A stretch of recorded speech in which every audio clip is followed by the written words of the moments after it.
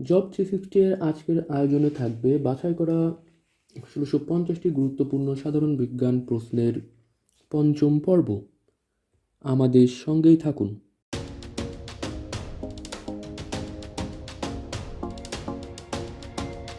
বুক ধড়ফড় করলে কোন রোগটির লক্ষণ প্রকাশ পায়?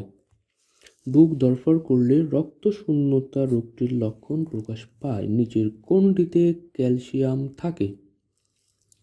এখানে অপশনে আছে শুটকি মাছ। তবে শুটকি মাছে ক্যালসিয়াম থাকে। সয়াবিন তেলে কোনটি থাকে? সয়াবিন তেলে থাকে ক্যালসিয়াম। রুটি কোন শ্রেণীর সমতুল্য খাবার? শস্য দানা। ১ বছর বয়সে একটি শিশুর প্রাত্যহিক ক্যালোরির চাহিদা কত? ১ বছর বয়সের একটি শিশুর প্রাত্যহিক ক্যালোরির চাহিদা হচ্ছে ৮২০ কিলো ক্যালোরি। কোন খাদ্যগুলো থেকে ব্যালেন্স ডায়েট পাওয়া যায়? ডাল, মাংস ও দুধ। সুষম খাদ্য তালিকায় কোনটির অবস্থান সবচেয়ে উপরে? লিপিড। সুষম খাদ্য তালিকায় লিপিডের অবস্থান সবথেকে উপরে। সুষম খাদ্য পিরামিডে কোনটির অবস্থান সবচেয়ে সর্বনিম্ন স্তরে? শর্করা।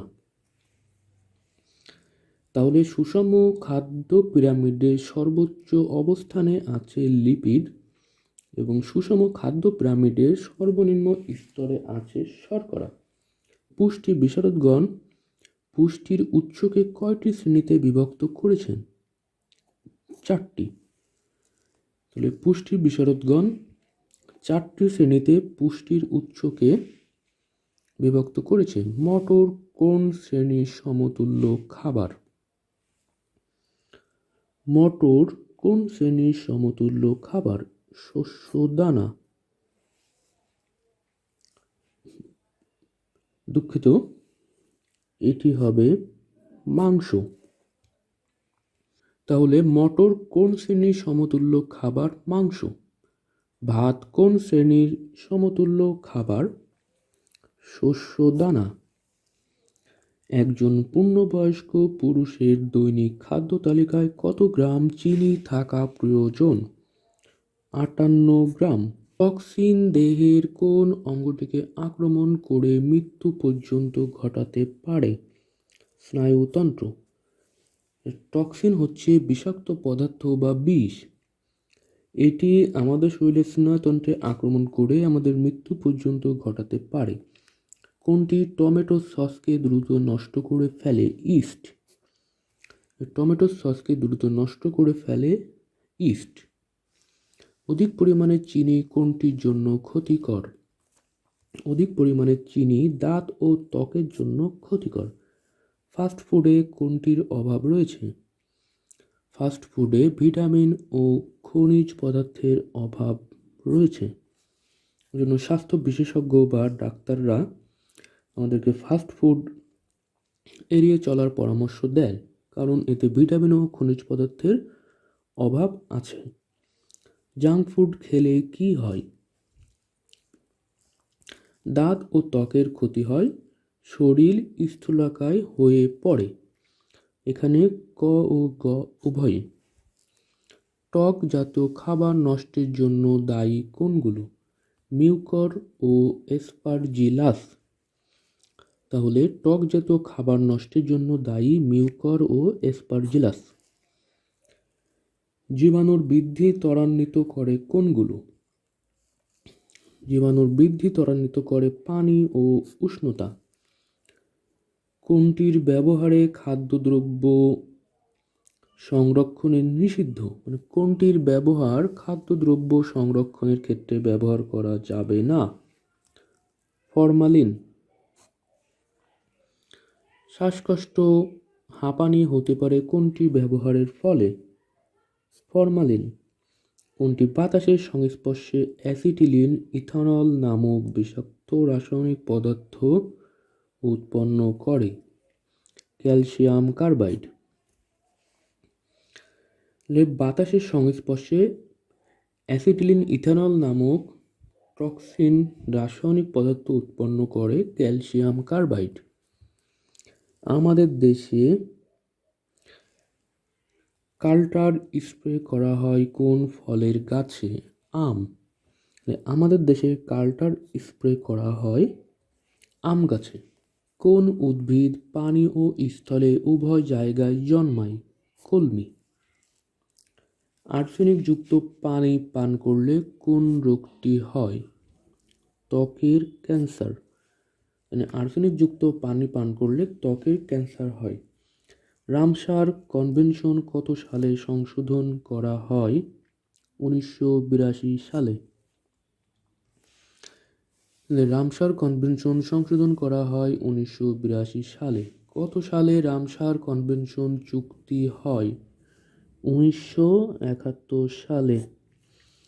এটি মনে রাখার একটি সহজ উপায় হচ্ছে আমাদের স্বাধীনতা যুদ্ধের সালে রামসার কনভেনশন চুক্তি হয়, 1971 সালে। অ্যাসিডের পরিমাণ বাড়ালে পিএইচ এর মান কমে। অ্যাসিডের পরিমাণ যদি কোনো দ্রবণে বাড়ানো হয় তাহলে পিএইচ এর মান কমে। তাহলে কোনো দ্রবণের পিএইচ এর মান দেখে আমরা বলতে পারি যে এটি অ্যাসিডিক না ক্ষারীয়। পিএইচ এর মান বেশি থাকলে সেটি হবে ক্ষারীয় এবং পিএইচ এর মান যদি কম থাকে তাহলে সেটি হবে অ্যাসিডীয় বা অম্লীয়। ব্লিচিং পাউডারের সংকেত কোনটি? CaOCl Cl। ব্লিচিং পাউডারের সংকেত CaOCl Cl। রামসার কনভেনশনে কোন বিষয়ে সিদ্ধান্ত নেওয়া হয়? জলভূমি সংক্রান্ত।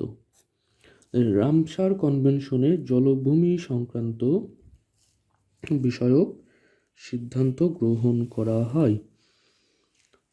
পানিতে রোগ জীবাণু ধ্বংস করার জন্য কোনটি ব্যবহার করা হয়?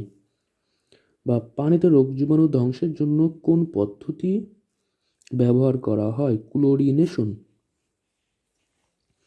বিশুদ্ধ পানির পিএইচ এর মান কত? বিশুদ্ধ পানির পিএইচ এর মান 7। মানবদেহে পারদের ক্ষতিকারক প্রভাব কোনটি? বিকলাঙ্গ হওয়া। মানবদেহে পানির পরিমাণ শতকরা কত ভাগ? 65 থেকে 75 ভাগ। মানবদেহে বা আমাদের দেহে পানির পরিমাণ 65 থেকে 75%। কত ডিগ্রি তাপমাত্রায় পানির ঘনত্ব সবচেয়ে বেশি? 4 ডিগ্রি সেলসিয়াস তাপমাত্রায়। পানির ঘনত্ব সব থেকে বেশি 4 ডিগ্রি সেলসিয়াস তাপমাত্রায়। একজন পূর্ণবয়স্ক ব্যক্তির দৈনিক কী পরিমাণ পানি পান করা উচিত? 2 থেকে 3 লিটার। একজন পূর্ণবয়স্ক ব্যক্তির দৈনিক 2 থেকে 3 লিটার পানি পান করা উচিত। বাসাবাড়িতে সাধারণত কোন প্রক্রিয়ায় পানি বিশুদ্ধ করা হয়? স্ফুটন বা ফোটানো। কোনটির কারণে মস্তিষ্ক বিকল হয়ে যায় বা মানসিক বৈকল্য সৃষ্টি হয়? পারদ। গঙ্গার পানি নিয়ে বাংলাদেশ ও ভারত চুক্তি হয় কত সালে? 1977 সালে। বাংলাদেশ স্বাধীন হওয়ার 6 বছর পরে গঙ্গার পানি নিয়ে বাংলাদেশ ও ভারতের মধ্যে চুক্তি সাধিত হয়। পানিতে কোনো তেজস্ক্রিয় পদার্থ থাকলে কি ঘটে? জলজ জীবের ক্যান্সার হতে পারে। পানিতে বসবাসরত জলজ যে জীবগুলো আছে তারা ক্যান্সারে আক্রান্ত হতে পারে। বিশুদ্ধ পানির ধর্ম কোনটি? বিশুদ্ধ পানি হবে বর্ণহীন। কোনটি দ্বারা ক্লোরিনেশন করা হয় না? O3। কোনটি বাংলাদেশের এরি হ্রদ? বুড়িগঙ্গা। বাংলাদেশের এরি হ্রদ কোনটিকে বলা হয়? উত্তর হচ্ছে বুড়িগঙ্গা। পানির প্রধান উৎস কোনটি? সমুদ্র। বুড়িগঙ্গা নদীকে কোন হ্রদের সাথে তুলনা করা যায়? এরি। বিশুদ্ধ পানি হচ্ছে স্বাদহীন। 4 ডিগ্রি সেলসিয়াস তাপমাত্রায় 1 সিসি পানির ভর কত? 1000 মিলিগ্রাম। 4 ডিগ্রি সেলসিয়াস তাপমাত্রায় 1 সিসি পানির ভর 1000 মিলিগ্রাম। এবং পানির ভর সব থেকে বেশি থাকে 4 ডিগ্রি সেলসিয়াস তাপমাত্রায়। কোন ফসলটি পানি কম থাকলে জন্মাতে পারে না? ইরি ধান। আপনাদের যারা হয়তো গ্রামে আমরা হয়তো অনেক থেকেছি, তারা আমরা খুব ভালোভাবে জানি যে ইরি ধান চাষ করতে হলে সবসময় পানির সরবরাহ রাখতে হয়। বৃষ্টি হলে নদীর পানি কোন পদার্থ দ্বারা দূষণ কম হয়? পারদ। বৃষ্টি হলে নদীর পানিতে পারদের দ্বারা দূষণ কম হয়। টিপাইমুখ বাঁধ নির্মাণ করলে বাংলাদেশের কোন অঞ্চল ক্ষতিগ্রস্ত হবে? বাংলাদেশের পূর্বাঞ্চল। টিপাইমুখ বাঁধ যদি নির্মাণ করে ইন্ডিয়া কখনো, তাহলে বাংলাদেশের পূর্বাঞ্চল ক্ষতিগ্রস্ত হবে। কোনটির পরিবর্তে প্রাভেল ব্যবহার করলে বৃষ্টির পানি ভূগর্ভে জমা হয়? কংক্রিট। এখানে প্রশ্নের সামান্য একটু ভুল আছে, এটা প্রাভেল হবে না, এটা হবে গ্র্যাভেল। কোনটির পরিবর্তে গ্র্যাভেল ব্যবহার করলে বৃষ্টির পানি ভূগর্ভে জমা হয়? কংক্রিট। নদ নদীর পানি কেমন হয়?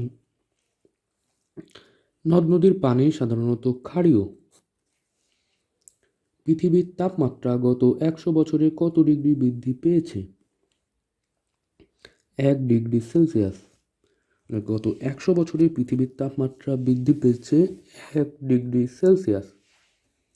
নিচের কোনটি পানি বিশুদ্ধকরণ ট্যাবলেট হিসেবে ব্যবহৃত হয়? NaOCl। নিচের কোনটি পানি বিশুদ্ধকরণ ট্যাবলেট হিসেবে ব্যবহৃত হয়? NaOCl।